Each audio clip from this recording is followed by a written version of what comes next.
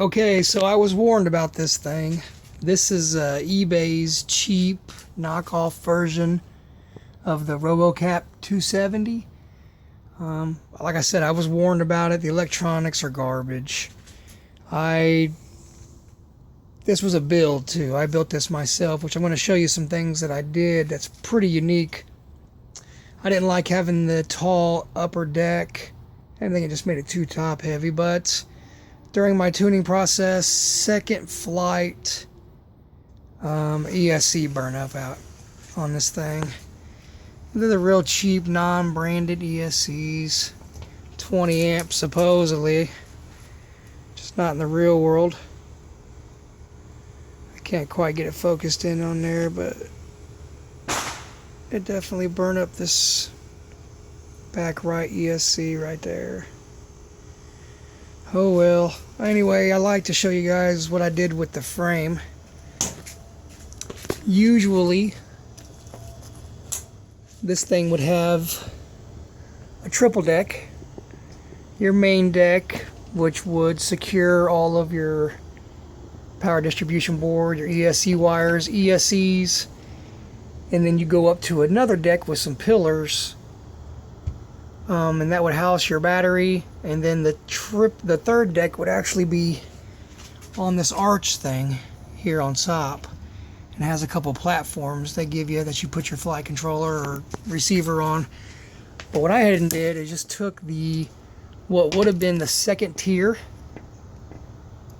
and just put it on top of this main plate, and then rigged. I got some screws in here, but there was really nowhere to screw in back here. So what I did is I took some pillars that I weren't using anyway, zip tied it down to the arm, and then zip tied down with another zip tie on the other side here.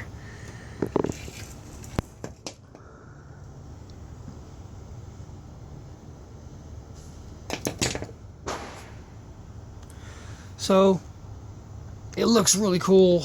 I wish, oh gosh, there was problems with the shipping, of course. They sent me 2 power distribution boards with the built-in BEC, which that was my first encounter with learning what BEC even was. Because it was a built-in BEC, I was not getting power to my receiver via the ESCs, how most of the time that's where you get your power from.